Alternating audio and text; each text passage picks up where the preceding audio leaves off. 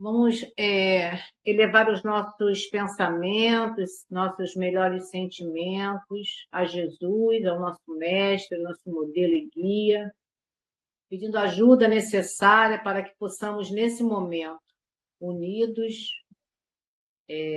dentro dessa proposta, dessa obra de Emmanuel, que é o Pão Nosso, pedindo também a proteção da casa de irmão, desse irmão amigo, que nos convida sempre a uma proposta, né, de aprendizado junto ao Evangelho de Jesus, que é o Emmanuel, a esses espíritos amigos e protetores, mas, acima de tudo, em nome de Deus, que nos dá essa oportunidade da vida, do aprendizado, e que assim possamos, nesse momento, trazer esse estudo e pedindo, então, a tua proteção maior, que assim possa ser, graças a Deus.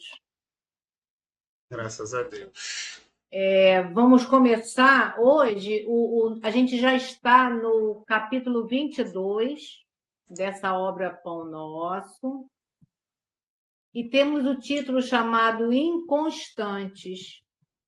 Quando a gente pega essa palavra inconstante, né, a gente vai pensando muita coisa, né, trazendo para o nosso dia a dia. E nessa mensagem aí dessa palavra inconstante, antes da gente começar até a ler essa passagem de Tiago, eu fiz aqui tirei aqui para a gente pensar, na verdade, né, a respeito desse tema. Então, eu coloquei assim: a vida material ela é marcada pela inconstância e também pela impermanência. E estando aqui na matéria, a gente precisa aprender a ser constantes. Aí eu pensei assim, né? Ser constante na matéria, o que seria isso, né? Porque a proposta aí é o inconstante. E aí eu fui ver que constância, ser constante, é realizar uma ação, uma tarefa, um trabalho de forma regular e disciplinada. Então, a gente tem uma proposta de aprender nessa vida a ser constante, apesar da vida ser inconstante e impermanente. Então, a gente precisa trabalhar, né, para que a gente possa focar nas coisas que não são passageiras. Então, essa é o início assim desse título que a gente vai começar agora a estudar, porque na nossa vida, né, como diz um poeta chamado Jonathan Swift, sei lá como é que pronuncia ele, diz aqui que nada é constante neste mundo senão a inconstância. Então, Tiago traz, né, essa fala de Jesus, está lá no capítulo 1, versículo 6, e Tiago diz para nós: porque aquele que duvida é semelhante à onda do mar, que é levada pelo vento e lançada de uma parte para outra. Então, assim, vamos pensar aqui nesse texto. E aí eu falei assim, primeiro, como vocês sabem, eu vou buscar que carta, né? Aonde está esse versículo, qual é o contexto da história. Então, Tiago, né? Essa carta de Tiago, ela é chamada cartas católicas, ou seja, cartas universais. E ela não depende de credo, são orientações para o cotidiano. Ela era dirigida a todos os cristãos judeus que viviam fora da Palestina. Esse Tiago que escreve, ele é o Tiago menor. E na hora que eu fui buscar isso, diz que tem alguns comentários que dizem que não é ele. Mas o Saulo César, estudando, ele foi buscar isso no Paulo Estevão, no livro Paulo Estevão. E no livro constata que esse Tiago é o menor e é o filho de Alfeu. Então, ele trabalhou na Casa do Caminho, ele tinha um vínculo muito forte com o judaísmo. Ele, assim, ele era um judeu que se ajoelhava mesmo para orar, sabe? Então, e essa passagem lá na Bíblia tem o nome de provação e constância, riqueza e dom de Deus. Essa carta tem uma ética cristã, porém ela não fala da figura do Cristo. E o que representa é o manual de conduta cristã, que são os ensinos do Cristo. Quer dizer, é um manual que ele não vai. Ali não tem nada a respeito do Cristo, mas traz os ensinamentos do Cristo. Então, nessa proposta aí, ele fala que aquele que duvida é igual uma onda do mar, ou seja, não tem horizonte, vai para onde o vento levar, né? E esse versículo, ele traz também uma mensagem à fé, que deve ser uma fé firme, né? A gente não deve, diante dos obstáculos, né, nos considerar sozinhos. Então, assim, eu não sei aonde eu vou, então eu posso ir para cá, eu posso ir para lá? Não. A gente tem que aprender, principalmente através dessa proposta espírita, que é uma fé raciocinada, a entendermos que mesmo diante da inconstância da vida, das situações que toda hora modifica, a gente tem que ter a certeza que nós não estamos sozinhos, né? Que, como dizia Eurípides Barçanufo, invisibilidade não é ausência. E agora, a parte que nos cabe fazer, a proposta é a gente precisa realizar. Realizando como? Sendo constante, ou seja, sendo aqueles disciplinados, aquele que vai ter uma assiduidade no seu trabalho, no seu comprometimento. Então, assim, isso é o que eu podia trazer, eu acho que eu já falei bastante, a respeito desse primeiro momento do estudo. Se alguém quiser também completar, eu deixo aí a palavra, tá, gente? Não, esse capítulo é muito importante, né? Porque tudo na vida, para dar certo, para ser realmente importante e relevante, é preciso constância, né? Isso, E a isso, coisa mais comum, infelizmente, ainda é a inconstância. A gente começa isso. muita coisa e não termina nada, né? Então, a gente tem que realmente, esse capítulo vai exatamente nos mostrar a Muito. importância dessa seriedade, desse compromisso com os deveres que a gente assume, né? Não sermos inconstantes, não entrarmos nessa do Zeca Pagodinho, deixa a vida me levar, a vida leva eu, E não. Nós é que temos que controlar as nossas vidas, lógico. Dentro do possível, a gente também não pode achar que a gente é Deus e vai mudar as coisas que não dá para mudar, mas a gente tem que ter a responsabilidade do leme, né? De segurar o leme e de ter os compromissos. Realmente esse capítulo vai ser muito importante para todos nós que pretendem. E a evolução do espírito é isso, é constância. É a constância que vai fazer a gente conseguir evoluir cada vez mais rápido. e a constância que faz a pessoa confiar na gente, ou a gente confiar na pessoa, né?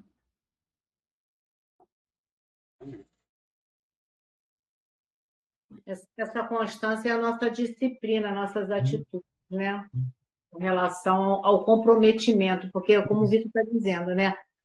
Queremos muito, mas às vezes deixamos a desejar em vários aspectos, né? Isso, isso. A gente não tem essa disciplina, se a gente não tem essa organização, se a gente não desiste facilmente diante dos obstáculos, a gente está como barco, né, à deriva, né, e é levado de acordo com o vento. Então, assim, realmente esse capítulo do Emmanuel, ele vai trazer assim muita coisa para a gente refletir, né, que a gente sempre fala, a gente tem que trazer isso para o nosso cotidiano, né?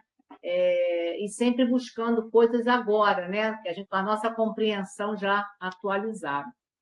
Então, eu vou ler todo esse parágrafo primeiro, ele é bem grande, e a gente vai falando a respeito do que eu fui sublinhando aqui, para que a gente possa não se perder diante de um texto grande, de um parágrafo grande. Então, eu vou ler agora. Inegavelmente, existe uma dúvida científica e filosófica no mundo, que, alojada em corações leais, constitui precioso estímulo à posse de grandes e elevadas convicções. Então, toda vez que você tem uma dúvida, né, seja ela em qualquer área, né, mas que ela é através dessas dúvidas de alguém que tem realmente uma vontade de querer entender e colocar realmente o raciocínio, as ideias, e procurar saber, não é aquela pessoa que fica nos achismos. Isso é muito bom, porque é nesses momentos que a gente consegue aprender muita coisa, né? Ou ensinar muita coisa, né? E aí ele continua. Entretanto, Tiago refere-se aqui à inconstância do homem, que, procurando receber os benefícios divinos na esfera das vantagens particularistas, costuma perseguir variadas situações no terreno da pesquisa intelectual, sem qualquer propósito de confiar nos valores substanciais da vida. Então, assim, eu quero as vantagens que, né, para mim e para os meus, né? Então, é isso que ele está colocando aqui, né? E sem um propósito maior desses valores substanciais da vida. Eu fui buscar o que seriam esses valores substanciais. E aí eu trouxe alguns para depois eu fazer o comentário a respeito de todo o parágrafo. Eu tirei aqui o amor ao próximo e a caridade. São valores da vida. Valorização da vida de todas as etapas. Tanto que a gente tem várias etapas da nossa vida e a gente tem que valorizar cada etapa que vivenciamos. A generosidade são valores da vida. O respeito, a ternura.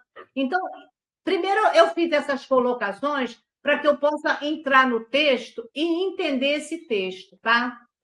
E aí eu coloquei aqui, porque logo no início ele fala, né, dessas dúvidas científicas, filosóficas, se cai na cabeça de quem quer realmente ajudar, isso se torna uma coisa valiosa. Aí eu vou trazer o caso de um casal, mas particularmente da mulher, que são almas nobres que reencarnam, né, para ajudar o planeta, para ajudar a parte científica, para ajudar nós, seres humanos. Então, vou trazer aqui quantas almas nobres dão suas vidas em benefício da humanidade. Aí eu trouxe o exemplo de um casal, que o nome dele é Pierre e a esposa é Marie Curie. O que eles fizeram? Eles se dedicaram às suas pesquisas no estudo e contribuíram, tá, para o fenômeno da radioatividade. Olha que coisa. A descoberta foi por Henri Becquerel, mas esse casal, eles contribuíram compreendendo esse fenômeno da radioatividade e se dedicou a pesquisas, ao estudo das substâncias radioativas e as suas aplicações médicas. Essa moça Marie foi a primeira mulher a ganhar o prêmio Nobel e a primeira a ganhar 2. E ela desencarnou com leucemia devido à radiação, à qual ficou exposta. Sua contribuição para a física foram imensas mas também pela influência nas gerações seguintes de físicos e químicos nucleares.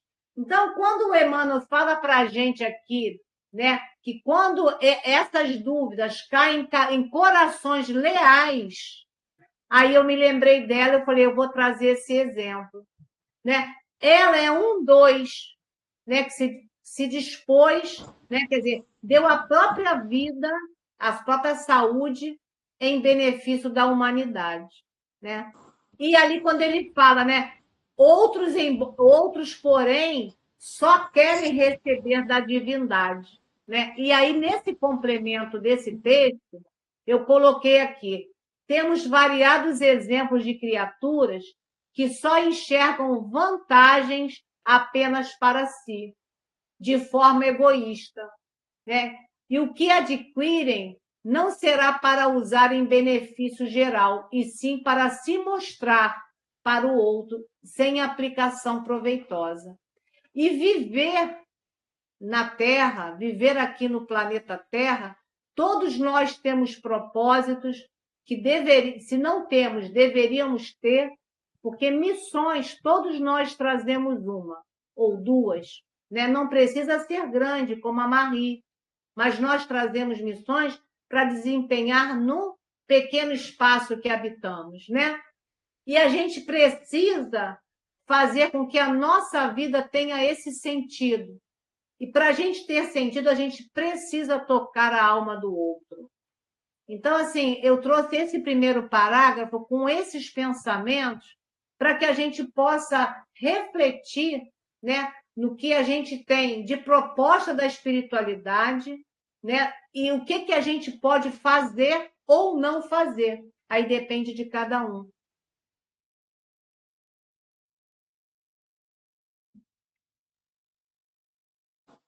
Julinha, tem um filme. Ela tem um filme que fala sobre ela. Eu só agora não me recordo qual, mas eu cheguei a ver esse filme. É maravilhoso. O estudo dela, né? A vontade dela de buscando essas informações, muito bom. Muito bom mesmo. E a gente temos vários exemplos também, né? Sobre as pessoas que se deixam de cuidar de si para cuidar dos outros, né? Temos bons exemplos, né? Inclusive no Brasil, né? Temos o Chico, temos o Divaldo, temos vários aí. Temos anônimos também, que são muitos, também, né? Também, pelo interior do Brasil, no Isso, sertão, todos, né? no sertão, O olhar ao outro, né? é outro, Deixar de olhar para o próprio umbigo. Quando a gente olha para o próprio umbigo, a gente acaba tropeçando, porque a gente deixa de ver o mundo. Eu conheço pessoas que viajam pelo sertão nas férias e me contam o que abrem as soupanas para eles, servem sopa, apresentam a casa, cuidam do carro da pessoa. Impressionante. Pessoas quase analfabetas, né? Pessoas que estão vivendo no sertão. Olha só. João queria falar. João, fala aí. Eu acho que assim, eu acho que nem todo mundo, que nem você falou, vem com a missão assim de que nem a da Marie, né? Que é uma grande quantidade de pessoas. Eu acho que todo mundo tem uma missãozinha dentro da família, dentro da comunidade que vive, né? Você não precisa fazer assim igual a Marie. A Marie pegou o planeta todo, né? E o nome do filme é Radioatividade. Isso. Interessante que eu nem sabia que você ia falar desse casal, mas é engraçado, quando você começou a falar um casal, não sei o quê, veio na minha cabeça a Marie Curie, porque eu acabei de assistir um vídeo no YouTube essa semana, não lembro exatamente que dia, mas foi agora, foi essa semana que contava a história dela, num canal de ciência que eu sigo, né? Achei bem interessante realmente tudo que ela sofreu depois que o marido morreu. A história é muito bacana, realmente. É espíritos diferenciados, né? Mas eu acho interessante para você ver. A gente está falando de um espírito na constância pelo bem da humanidade.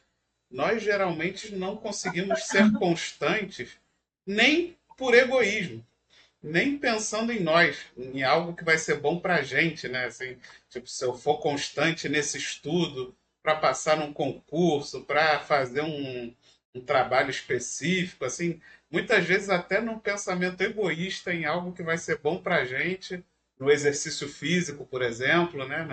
Para a gente ter uma saúde boa na alimentação. Então, nem pensando só na gente, a gente consegue ser constante em tudo, né, que é preciso. Que dirá essa constância, essa abnegação pelos outros, né? Então, aí já é um segundo passo. A gente não deu nem o primeiro, mas que a gente possa se espelhar, né, nesses exemplos para ser inspiração para a gente começar a conseguir ser um pouco mais constante com as nossas obrigações e compromissos. Então, vou ler agora o segundo, que o Emmanuel traz assim: quem se preocupa em transpor diversas portas em movimento simultâneo acaba sem atravessar porta alguma. Então, assim, eu frisei aqui o transpor diversas portas em movimento simultâneo. Então, o que eu escrevi aqui para eu falar para a gente aqui no estudo? Fazemos o mínimo de tudo e o máximo de nada. Né? Essa frase eu peguei na internet, eu achei bem interessante. Fazemos o mínimo de tudo e o máximo de nada. E esse comportamento só desequilibra a nossa vida. Por quê? Porque sem um propósito, sem uma finalidade, estaremos em fuga de nós mesmos. Na vida, tem que ter um sentido. No que fizermos, deveremos ter dedicação e comprometimento. Se a gente não tem o comprometimento, né, que seria, e essa dedicação, a gente não vai a canto nenhum. Então, a gente vai fazendo um montão de coisinhas pequenininhas, não completando nada, porque a gente quer abraçar o mundo. Né? Então, eu muito quero e eu pouco realizo de fato, né, as conclusões. Né? Então, ou seja, eu não sou constante no que eu me proponho. Deixo aí para vocês, para a gente seguir.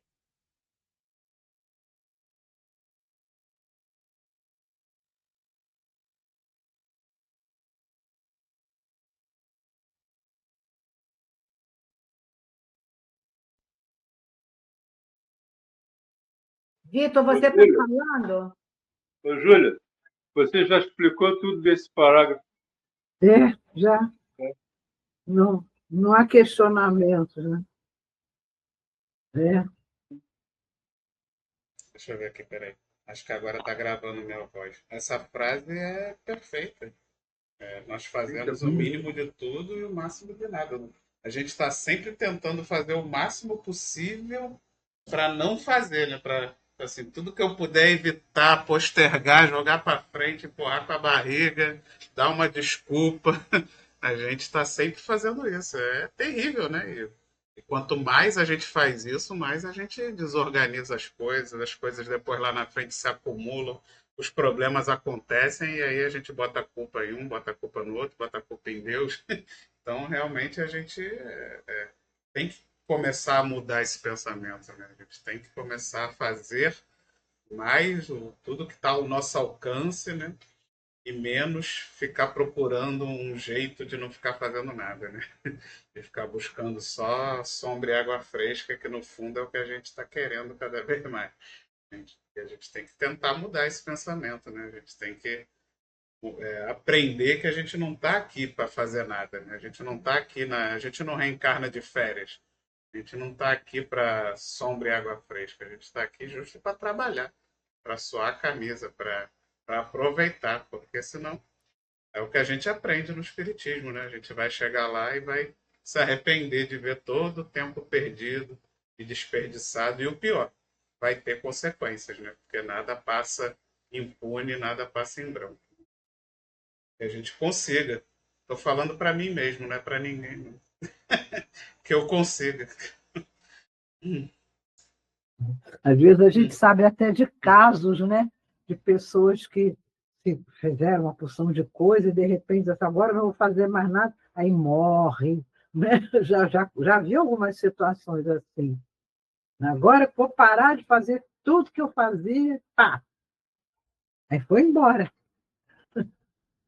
É, a lei está aí, né? A lei está aí. A lei é uma consequência de nós mesmos, né?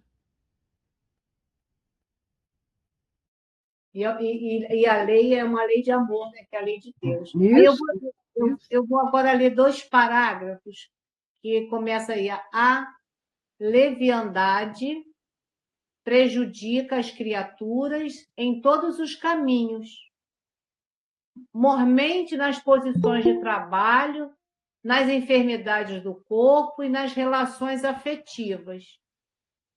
Para que alguém ajuize com acerto, com respeito a determinada experiência, precisa enumerar quantos anos gastou dentro dela, vivendo-lhes as características. Então, quando o Emmanuel coloca para a gente aí a palavra leviandade, é forte, né, quando a gente escuta ela, né? Mas ele diz que prejudica as criaturas em todos os caminhos, todos os segmentos da nossa vida. Né? E o que é ser leviano? Né? Porque já que ele colocou aí, eu falei, vou buscar, né? É proceder sem bases verdadeiras, é ser maldoso, irresponsável, agir precipitadamente, sem seriedade, ou ser inconstante ou inconsequente. Então, isso vai prejudicar não só no seu trabalho, esse trabalho a gente pode abranger no trabalho do remunerado, no trabalho na casa espírita, no nosso corpo, que é o nosso santuário, que a gente precisa dar conta dele para que a gente possa estar no plano físico e cumprir, né, os anos que a gente programou para estar aqui, realizar algo, né? A gente também tem as relações afetivas que a gente precisa dar conta delas, né? Por quê? Porque se falta atenção, se falta cuidado, se falta disponibilidade, né? A gente está sempre se inclinando ao fracasso em todos esses segmentos, fracasso e destruição, né? Então, e a criatura indisciplinada, ela permanece sempre naquela situação de nada realizar com o propósito de cumprir a missão que lhe compete. Né? Se eu sou irresponsável, eu deixo, como o Vitor falou, né? Deixa para amanhã, e esse amanhã ele nunca chega, né? Agora, a gente também sabe, né, que sem disciplina, né, não há o avanço. A gente precisa ser disciplinado. E nessa outro parágrafo, né, quando fala que para alguém ajuizar, ou seja, para que alguém avalie com acerto, né, com respeito, né, a necessidade, né, de enumerar quantos anos você se dedicou àquela situação. Aí eu me lembrei do Pequeno Príncipe, né, de Exupéry, quando ele disse assim naquela frase: foi o tempo que dedicaste à tua rosa que fez tua rosa tão importante. Então, há necessidade da nossa dedicação, do nosso cuidado, do nosso respeito, né? Para que a coisa possa realmente florir. Deixo aí para vocês.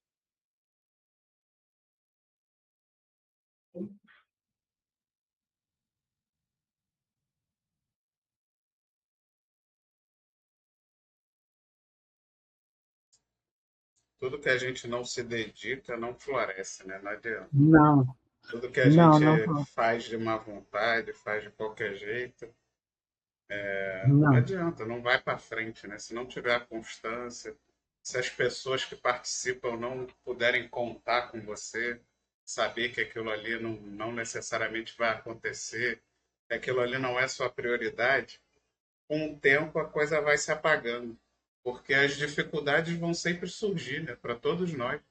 Sempre vai vir as dificuldades, sempre vão vir outras coisas querendo passar na frente. E se você realmente não tiver a constância, o compromisso, aquilo vai sendo deixado de lado, né? Isso acontece com tudo, como a Júlia falou, é na vida profissional, é na vida pessoal e é nos compromissos espirituais, né? Se você não tiver constância, pode ter certeza que daqui a pouco vai aparecer, né? Porque nessa que você não é constante, que você falta por qualquer motivo, e qualquer coisa já se torna prioridade na frente, você automaticamente, em algum momento, você abandona, porque aquilo ali vai surgindo sempre uma coisa na frente, e aí você certamente não vai permanecer no trabalho por muito tempo. Então, tudo, né? O estudo, por exemplo, aqui, que todos nós estamos, o que seria desse estudo sem uma constância das pessoas? É lógico que a gente sabe que às vezes acontecem coisas muito assim que te obrigam realmente a ter que mudar mas geralmente são coisas muito importantes, né? Que aí você, comecei uma faculdade, comecei um trabalho novo que é nesse horário, ou comecei um outro estudo numa outra casa espírita. Mas, na verdade, geralmente, quando você troca assim, um compromisso, você geralmente troca um compromisso por outro, né? Você não abandona para ficar em casa vendo Netflix, né? Então, e é isso que a gente tem que ter cuidado, porque muitas vezes a gente abandona compromissos sérios para estar em casa vendo Netflix. E aí realmente a coisa é séria, né? Aí vai ter consequências, né? A gente tem que ter essa constância, a gente realmente não pode abandonar os compromissos, a não ser que seja por outro compromisso, de preferência ainda mais sério e mais importante, né? Era isso. Jorge levantou a mão, Jorge. Pode falar. O seu microfone está fechado, a gente não está te ouvindo. Não. Obrigado, obrigado. E agora? Legal, abriu. Agora ele está aberto, mas está bem baixinho. Está muito Vai. baixo. Deixa então me aproximar aqui do computador, porque o celular está carregando. Eu lembrei, você tirou as palavras da minha boca. A pergunta 912 do Livro dos Espíritos pergunta: qual o meio o mais eficiente para combater o predomínio da natureza corpórea? Ainda a gente poderia acrescentar, no que a Júlia comentou, a maledicência, não é? Ó, a língua que nos atrapalha aí muito. E foi citado as questões também no núcleo espírita, né? E às vezes essa picuinha, esse fuxico, ou fofoca, como queira, nos leva à bancarrota, né? Então, é uma criatura abnegada, dedicada mesmo, ela se propõe. Ela, né, ela tem lucidez plena da sua tarefa, da sua obrigação. Por exemplo, eu tenho observado junto do grupo aqui que o pessoal vai para pesquisa. Então, isso daí é uma responsabilidade que nós, né, nos temos e nos dedicamos para apresentar esse trabalho, porque esse trabalho ele não fica só restrito. Aqui somos 6 pessoas. Isso vai avançar. Então, essa questão da leviandade que o Emmanuel coloca, a Júlia abriu, mas ainda na minha ótica, quando ele fala da enfermidade do corpo, eu vou citar o Emmanuel no livro, no Emmanuel, não, o André Luiz, no livro Ação e Reação, é o capítulo número 19, tá? Sanção e auxílios. Ele vai enumerar ali várias enfermidades, e muitas delas em decorrência da nossa leviandade, a nossa cupidez, a nossa maledicência. Eu vou ainda colocar atitudes, nossos atos, ações, embasadas nas informações da 459 do Livro dos Espíritos. Por quê? Todas essas atitudes, por exemplo, a pessoa ansiosíssima, né, desejosa, às vezes, de resolver certos trabalhos, mas sem uma moderação, ela está agredindo a si própria. Na realidade, ela está sendo leviana, e ela não sabe disso, e acha que não. E aí você pergunta a ela, você tem fé? E essa criatura diz que tem fé, mas a fé dela, tudo bem, mas não é raciocinada. Por quê? Vamos lá para o corpo físico, para a gente finalizar aqui. Né? Essas emoções vai liberar determinado tipo de hormônio, principalmente o restrito ao fígado, para ajudar na digestão. Se o indivíduo jogar em quantidade excessiva, porque isso é cumulativo, Né? Médico aí, se tiver no grupo, eu não conheço a profissão do pessoal aí, mas escutando médicos em apresentações espíritas, eles citam que vai o quê? Na entrada do estômago, algumas pessoas têm uma certa... que lá no capítulo 19, de Sanção e Auxílio, ele fala, né, hoje tem muitas pessoas que têm o problema do refluxo. E isso é em decorrência desse desconhecimento que está nessa parte. E há uma redução, se eu não me engano, o nome de piloro, se eu não me engano, alguma coisa aí na região do estômago. Portanto, no veículo, né, mesmo físico e o perispiritual, o que ocorre? O centro de força responsável para manter a harmonia da região digestória, no todo, né? Vamos dizer assim, ele tem uma velocidade específica no espiritual. E, portanto, ele cavita. É igual um ventilador nosso. Por exemplo, você tem um ventilador em casa, enfim, quando ele começa a ficar já mais velhinho, ele vai perder rotação, velocidade. No corpo físico, aí no meu entender, tá? Gerará o quê? Doenças. Por quê? Centros de força nas adjacências, né, necessitam de receber também o nome, por falta de entender, né? Entender não, por falta de palavras, né? O centro, por exemplo, vamos dar o esplênico, aonde se produz hemácias, sangue novo, vamos dizer assim, tá? Porque eu não sei nomes técnicos. Pois é, ele não vai produzir, porque passará ele também a não trabalhar com as funções específicas deste centro de forças, em decorrência, né, dessa leviandade nossa, dessa nossa maledicência, das nossas ações, das nossas atitudes e entre outras coisas. Falei muito, não era para falar. Era só para falar de negação. Não. Mas, obrigado aí. Vou fechar aqui o som. Mas precisou falar, é importante tudo que você falou, é isso mesmo. É uma realidade que a gente tem que pensar. Quantas vezes a gente se distrai e vai, né? Embarca, né? E não vê o que a gente está fazendo. Está errado, né? E o Kardec fala da influência do meio, né?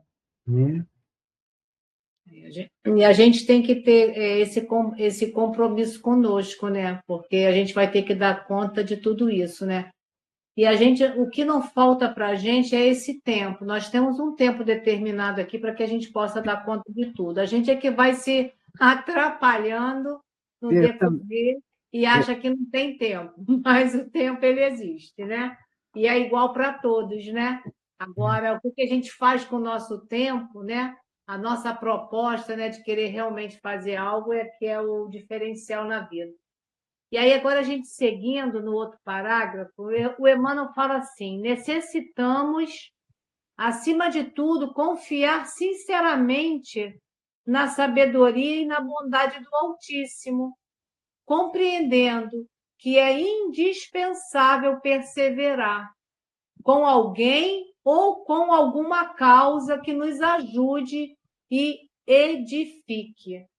Então, o confiar, né? Que ele fala é que precisamos confiar, mas ele fala que é confiar sinceramente. Então, a gente vai vendo que o Emmanuel vai colocando certas palavras para que a gente comece a analisar, né? E trazer isso para dentro de nós. Confiamos na sabedoria e na bondade do Altíssimo, mas confiamos o quê? Com grande sinceridade no nosso coração, né? E ele diz que é indispensável perseverar. Ou seja, se é perseverar, não pode ser inconstante, né? Porque não dá certo, eu desisto, né? E aí, o que eu escrevi aqui para a gente pensar junto? A perseverança é um fator fundamental para a concretização de qualquer ideal, Esse ideal pode ser material ou espiritual. Para nos elevarmos, precisamos das asas, da sabedoria e do amor, né? Então, muitos vão desanimando, né? E preferem o quê? Estacionar. E muitos estacionam séculos, que a gente sabe, a gente vê aí dentro da doutrina espírita. Vão se estacionando aonde? Nos labirintos da inferioridade. Porque, na realidade, eles acham que estão no progresso, mas é um progresso que não vai levar ao quê? A nada, né? Quer dizer, está ligado ao quê? Ao mal.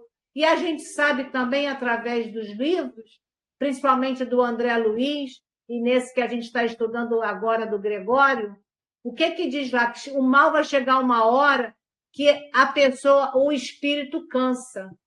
Então a gente precisa o quê? Trabalhar para não desanimar nem quando encarnado, nem quando desencarnado, né? E a nossa vida futura vai depender do que eu vou construir hoje. Como é que vai ser quando eu morrer? Como é que eu me vejo? O que eu faço hoje? Né? Como é que eu estou hoje? É assim que eu vou me apresentar na vida futura, né? A responsabilidade dos meus atos. Agora, a gente sabe que todos nós estamos no lugar certo. Deus nos deu a oportunidade de florir aqui.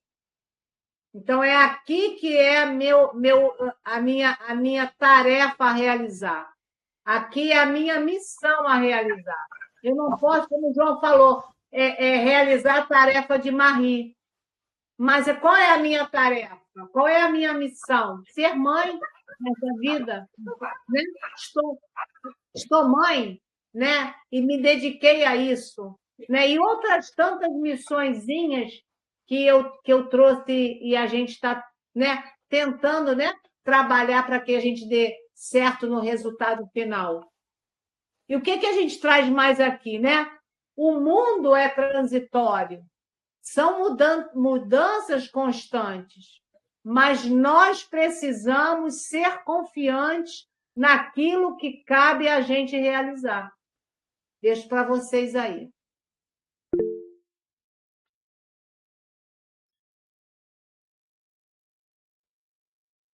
Júlia, eu achei que esse parágrafo aí, se ele botasse assim, ó, necessitamos, acima de tudo, ter fé, porque a fé resume tudo. Se você é inconstante, você não tem fé. Você, para ser constante nos seus atos, você tem que ter fé. Eu não estou falando só fé religiosa, não. Fé em tudo. Né? A falta de fé é que faz você ser inconstante. É não se envolver profundamente com o que faz. Em resumo, é isso, né? Ir tocando, ir tocando, né? Isso é perigoso para chuchu, né? No Evangelho, João, se você buscar lá capítulo 19, agora você falou, vim buscar aqui.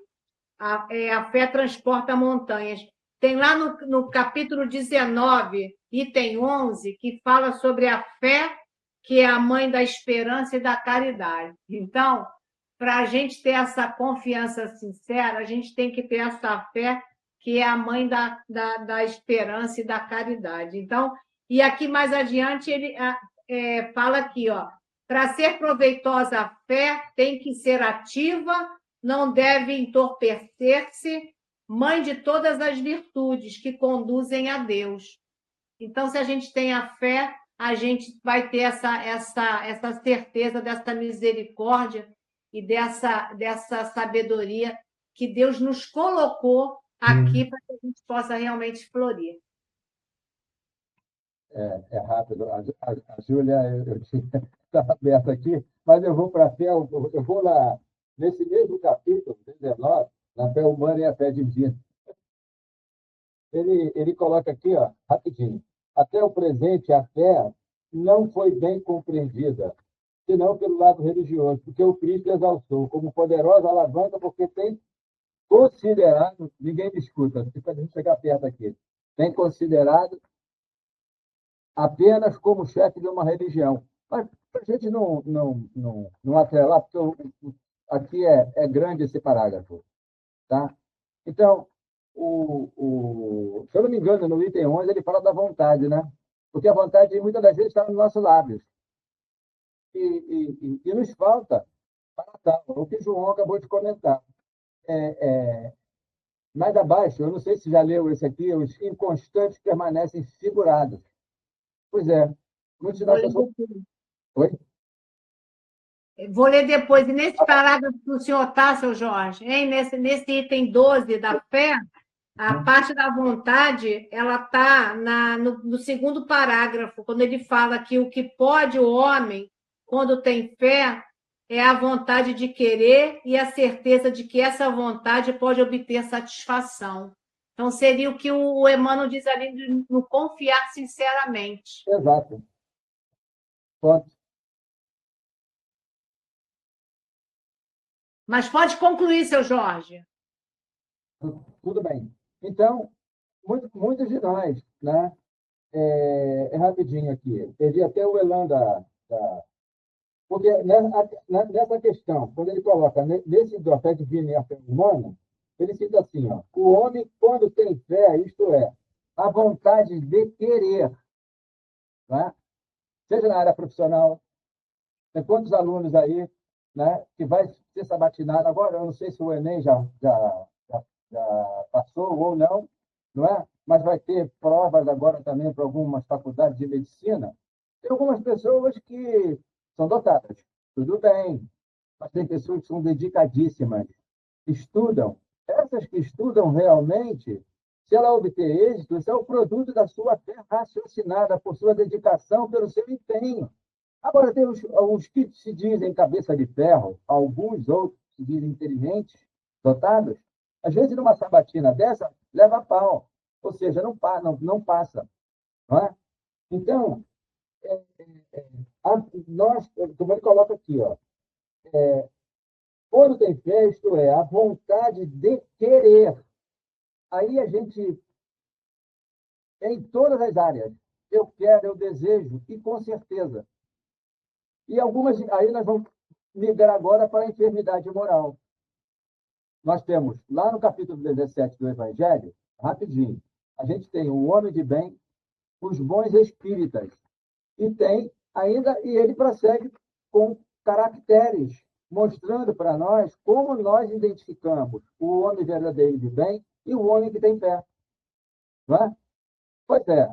Então, por atos nossos, às vezes, um deslize qualquer, nós encontramos algumas pessoas que podem dar um pitaco, criticar a gente.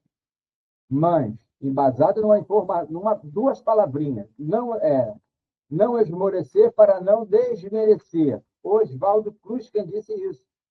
Amigo do André Luiz, que foi o doutor Chagas Freitas. Aceitam ou não, tá? Que é para mim, Chagas Freitas, aí, Carlos Chagas. Oh, meu Deus, errei. Carlos Chagas, por que vem Chagas Freitas na minha cara? Né? Oh, meu Deus, isso aí foi um governador aqui do Rio de Janeiro. Paz, vibrações para o senhor. Pois é, o Carlos Chagas, né, e o Oswaldo Cruz foram, né, trabalhar aí na Fundação Manguinhos, ali Oswaldo Cruz. Ele era um amicíssimo.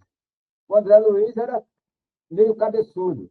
Desculpem, era muito vaidoso, rancoroso, egoísta, mas inteligentíssimo. Que até hoje ninguém modificou nada do trabalho que ele deixou aí em relação à pesquisa do Barbeiro, tá? Nos seus estudos clínicos. O Oswaldo Cruz era uma mãe. Eu estou falando isso de cadeira. Vou falar de cadeira porque o irmão do meu sogro trabalhou na Fundação Oswaldo Cruz e ele conheceu o doutor Oswaldo Cruz. E era ele quem tratava dos ratos. Ele disse que o doutor Oswaldo Cruz, quando o funcionário era peralta, digamos, matava o trabalho, a sua produtividade estava quem? Ele chamava o funcionário e dialogava, conversava. Olha, você não está se adaptando bem aqui, eu vou te colocar aqui. Não se adaptava ali, eu vou te colocar aqui. Ele não se agastava. Desculpa aí. Então, esse é um homem de fé, um homem de bem. Tinha religião, Não sei. Ponto.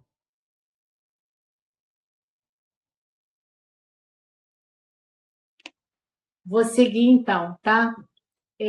Nesse outro parágrafo, o Emmanuel diz assim: os inconstantes permanecem figurados na onda do mar, absorvida pelo vento e atirada de uma para outra parte. Então, toda vez que a gente pensar em ser inconstante, a gente pode aí pensar nessa figura da onda do mar. Emmanuel traz isso para a gente e a gente já está vendo isso desde o início, né? E aí cabe aquela frase que o Vitor já trouxe para nós e que eu tinha colocado nesse parágrafo da música do Zeca, né? Que fala: deixa a vida me levar, vida leva eu, né? Porque eu vou ao sabor, né, do que a maré me leva, né? Então, a vida vai nos levar para onde nós escolhemos ser levados, né? Porque as nossas prioridades e preferências nem sempre nos levam ao melhor. Por quê? As imperfeições ainda não foram dominadas. Então, há necessidade da gente ter essa vigilância, né, para que a gente não caia em tentações. Né? Por quê? O resultado será o que eu fiz da minha vida. Então, a gente escuta muito no outro estudo, né, seu Jorge participa, da linha do 10. Né? Então, a gente vem para a gente caminhar numa linha. Mas a gente, às vezes, vai se distanciando. Se a gente distanciar para número 8 ou 9, está tudo certo. Agora, o negócio é ir para o 2, para o 1, né? Então, é isso que a gente escuta muito nesses estudos, e é isso que fala aqui. A gente vai ser levado para onde a gente, no fundo, quer, que são as nossas paixões desgovernadas. Porque a paixão é boa, né? Está isso lá no Livro dos Espíritos, né? E agora, uma outra coisa que eu coloquei aqui sinalizando, para terminar, essa fragilidade humana é causada pela falta de conhecimento das coisas espirituais.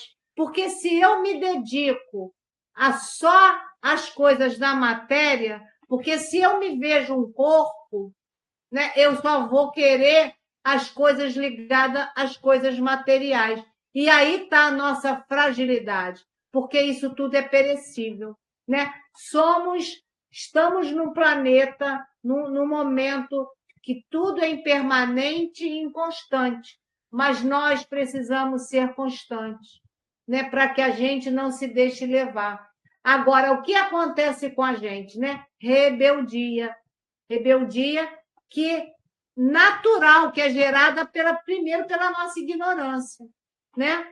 E aí a gente precisa, né, tomar consciência, porque de repente a gente vai ser surpreendido com a desencarnação. E aí vai estar com aquela situação que o Vitor falou ainda há pouco, né? Que a gente vai ter a certeza do tempo perdido. E isso para a gente é muito sério, porque nós já temos o conhecimento. Deixo para vocês aí.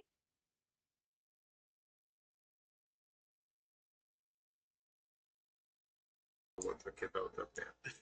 Acho importante a gente alertar que não confundam, que as pessoas não confundam essa constância que a gente está dizendo com imobilidade, né? com não querer o novo, né? Não modificar. Não é isso. A constância não significa que você tenha que fazer uma coisa só do mesmo jeito para o resto da vida. Não. A constância é que a gente também faz parte, a gente saber a hora que um trabalho terminou ou que a gente precisa avançar para outros trabalhos, de repente, mais importantes. E a constância não significa que você tenha que fazer a mesma coisa para o resto da vida para ser constante, né? Significa que você tem que ter responsabilidade, compromisso nas escolhas. Mas as coisas muitas vezes têm, sim, início, meio e fim, e você também pode ter que ter novas etapas, né? Porque você muitas vezes se prepara mesmo, né? Você pode fazer um curso de medicina, por exemplo, e aí você se prepara para estar habilitado para trabalhos ainda mais importantes, né? E aí, de repente, você vai ter que abandonar aquele trabalho que você fazia, que era um pouco mais simples, dando a chance até para que outros assumam a sua posição e também se desenvolvam, e você vai para outros trabalhos. Mas a importância é isso. A constância não significa que você vai ficar congelado constantemente fazendo a mesma coisa, não. É que você vai ser constante na responsabilidade das escolhas e até mesmo de saber a hora certa de parar, de mudar, de iniciar um novo, mas sempre com compromisso de deixar outro no seu lugar, passar o serviço, né? Passar as coisas. Então, essa que é a constância. A constância não é necessariamente a constância numa atividade específica, mas é a constância no compromisso e na responsabilidade em tudo que a gente faz, né? Hein, Vitor? Foi o que eu trouxe logo no início, que eu coloquei, né? Que a constância é a qualidade de realizar uma ação, uma tarefa ou um trabalho de forma regular e disciplinada. Então, é isso que a gente tem que se atentar em tudo que a gente fizer. Porque assim, a gente às vezes pega as palavras e coloca elas numa significação muito quadradinha, né? Então, como você está falando, é sempre bom reforçar na palavra constância, porque essa constância, dentro desse texto do Emmanuel, é a disciplina, é a retidão, é a assiduidade, é o não desistir facilmente, né? Porque esse texto é a inconstância, porque ele fala das ondas do mar, né? Ele vai comparando aí com aquele trabalho ali que Tiago traz para nós, né?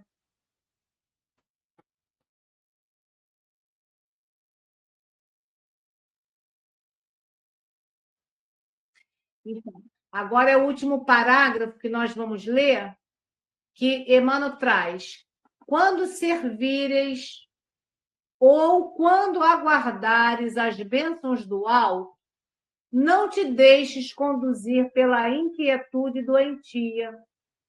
O Pai dispõe de inumeráveis instrumentos para administrar o bem e é sempre o mesmo Senhor paternal, através de todos eles. A dádiva chegará, mas depende de ti, da maneira de procederes na luta construtiva, persistindo ou não na confiança, sem a qual o divino poder encontra obstáculos naturais para exprimir-se em teu caminho. Então, quando ele fala aqui, né, que para que a gente não se conduza com essa inquietude doentia, seu Jorge trouxe ainda há pouco, né? As nossas atitudes adoecem o nosso corpo, né? Então, Emmanuel também diz aqui para a gente, né? Para que a gente possa aguardar as bênçãos. As bênçãos vão chegar, né? Talvez não da maneira que a gente quer, né? Porque a gente é rebelde, então a gente idealiza alguma coisa e acha que é daquela maneira. Então, nesse contexto todo, quando ele fala que a dádiva chegará, mas depende de ti, de como a gente se coloca nesse proceder nas lutas, né? E que a divindade, muitas das vezes, encontra obstáculos. Por quê? Porque a gente se fecha para receber. Porque a gente, às vezes, só quer daquele jeito que eu idealizei. Se chegar de outra maneira, eu estou fechada. A gente traz muitos exemplos dentro da própria casa espírita, né? Quando você vai lá naquele tratamento espiritual do passe, da água fluidificada.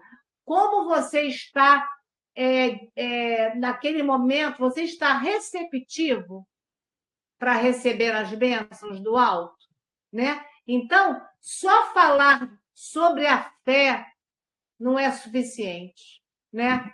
Precisamos o quê? Desenvolver em nós para que a paz e a confiança se tornem nossas aquisições espirituais e passem a fazer parte integrante de nós mesmos. Então, nós precisamos desenvolver essa fé mas essa fé raciocinada para que a gente tenha paz e tenha confiança na espiritualidade, né? E aqui eu coloquei também, Deus tem infinitos caminhos para chegar até nós. E ele vem sempre através das próprias criaturas, né? Agora, quando a gente fica numa posição de rebeldia, o que é que acontece conosco? A dor. A dor vai fazer com que a gente impulsione de uma forma ou de outra, porque vai fazer com que a gente se movimente, né? E isso é um aprendizado também para que a gente aprenda com a experiência, né? Então, a dádiva de Deus chega sempre. Agora, precisamos perseverar nesse caminho, né?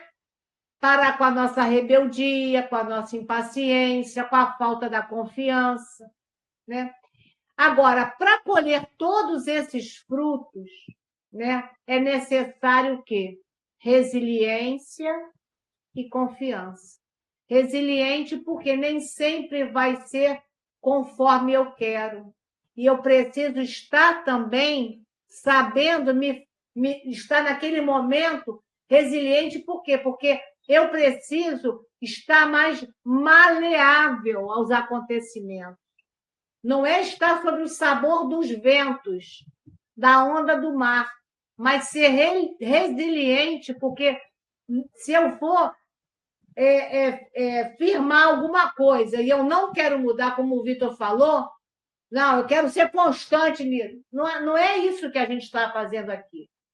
Precisamos estar em posições do entendimento. Por isso que a nossa fé tem que ser raciocinada, porque nada é engessado da maneira que muitas das vezes as pessoas se colocam ou colocam para nós, né?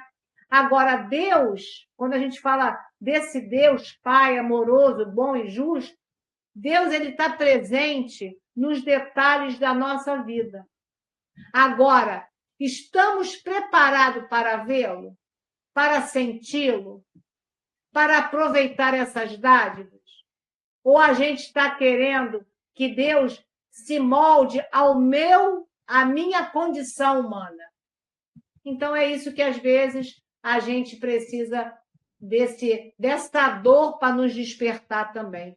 Porque Deus, de todas as maneiras, ele atua para que a gente possa evoluir e sair daqui melhor do que quando chegamos. Eu deixo agora para vocês concluírem também.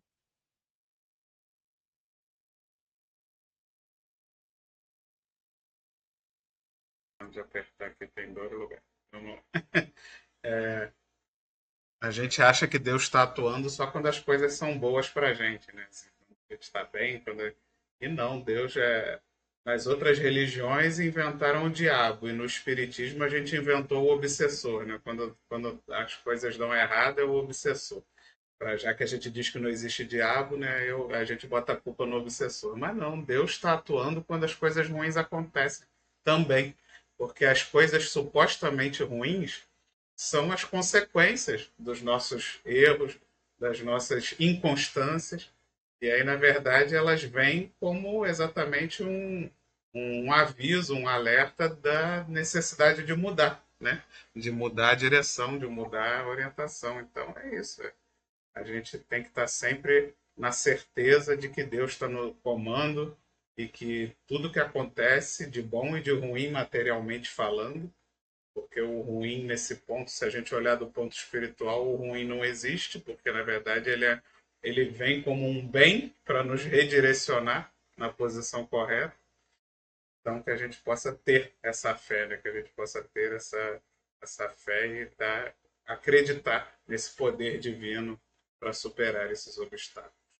Na certeza de que os obstáculos não vêm à toa, né?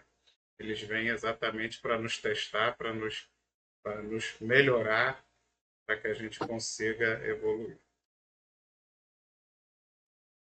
Tem mais que queira fazer algum comentário para a gente encerrar? Então, quero agradecer a Julinha pelo estudo da noite de hoje, foi muito bom, né? Só pelo título eu já tinha certeza que ia ser maravilhoso, porque realmente tem tudo a ver com as nossas dificuldades aqui na Terra.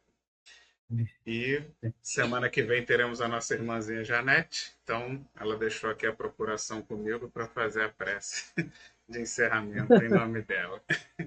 Então convido a todos a fechar os nossos olhos, elevar o pensamento a Deus, a Jesus, Maria Santíssima, a todos os mentores e trabalhadores da Casa de Emmanuel, que tanto nos inspiram, que tanto nos dão forças para sermos constantes, não só nesse estudo, mas em todos os nossos compromissos e responsabilidades, para com a nossa família, para com nossos colegas de trabalho, para com os nossos amigos do centro. Que esse poder divino penetre nos nossos corações para nos dar sempre força e ânimo no trabalho e seguir em frente nessa caminhada evolutiva. Muito obrigado, Senhor, e graças a Deus. Bem, meus irmãos, boa noite a todos. Compartilhem esse vídeo com todos os seus amigos, deixem seu like, se inscrevam no canal para não perder nenhum estudo, toda semana, 7h30 da noite, toda quinta-feira. Fiquem com Deus, pessoal. Até semana que vem. Tchau, tchau. Boa noite. Boa noite. Boa noite.